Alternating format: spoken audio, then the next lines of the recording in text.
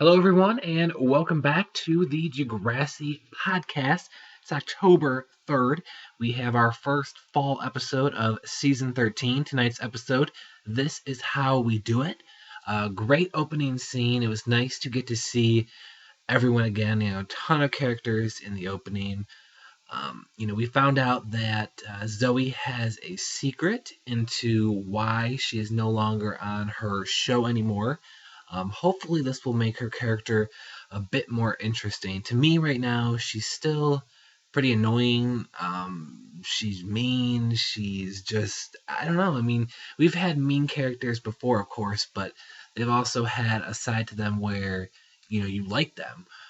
But for me, right now, she's so just like one dimensional, just complete meanness that I really don't have any sympathy or care, much about her. Some little things tonight that I loved. Mr. Simpson mentioning his son. It's been a long time since we've had a mention of Jack on the show, so a nice little nod to the old school fans, I guess. What else did I like tonight? I liked a lot of the lines from Tristan. He had a very funny, confusing line with he said junk shot instead of jump shot. So I thought that was pretty funny. Miles had a really great line as well. The I don't do reruns. I thought that was pretty clever, and I don't know, I really enjoyed that.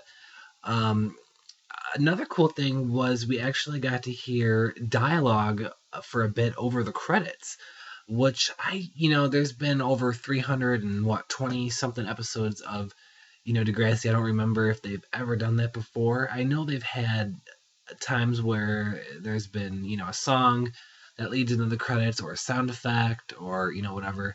But I mean, that's definitely one of the very few times, if ever, there's been dialogue over the credits. So that was cool to see as well.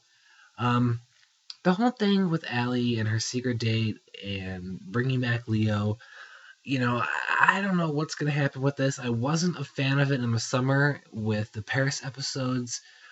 It wasn't as bad tonight, and we actually got a great line as well from Allie as she, reminds us of all the crazy things that Eli and Connor have done. So I'm optimistic about what will happen with Allie and Leo. Hopefully, it will lead to some good drama. I guess that was probably the most interesting part of the episode to me. Actually, and Drew reacting, of course, to everything that's going on with Adam. It's very emotional. It's very sad. Um, and he's calling up people in the middle of the night and ordering things and doing all this. And now he's sort of forgetting about Bianca and he's calling up Zoe at, 4 in the morning. So it'll be interesting to see where that goes for sure.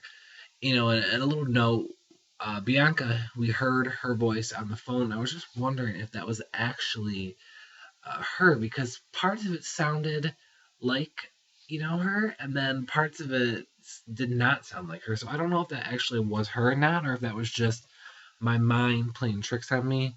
But I just thought I would note that. Tonight overall, I mean, it was an all right episode. It didn't really excite me all that much. There wasn't a whole lot of exciting things going on. A lot of it was holdover from the previous episode back in the summer, which of course isn't the fault of anyone making the show. Obviously, Teen Nick and Canada MTV now. They take such long breaks and spacing it all out. I mean, if this was an episode that aired right after, the last episode we saw in the summer, it would be, a bit different. But going through all these weeks and waiting and, this to me, I mean, it was a decent introduction back to the show. And hopefully for the rest of, this fall set of episodes, we'll have some more exciting drama. Next week, the big thing is, of course, Zoe drugging Drew. So we'll see what happens with all that, and there's definitely some hope and some interest in these characters, but tonight didn't just completely do it for me. So I'm a bit disappointed, but still hoping that next week will be a great episode. So thank you so much everyone for listening. Leave me a comment on the YouTube page. Let me know what you thought, and I will talk to you all next week.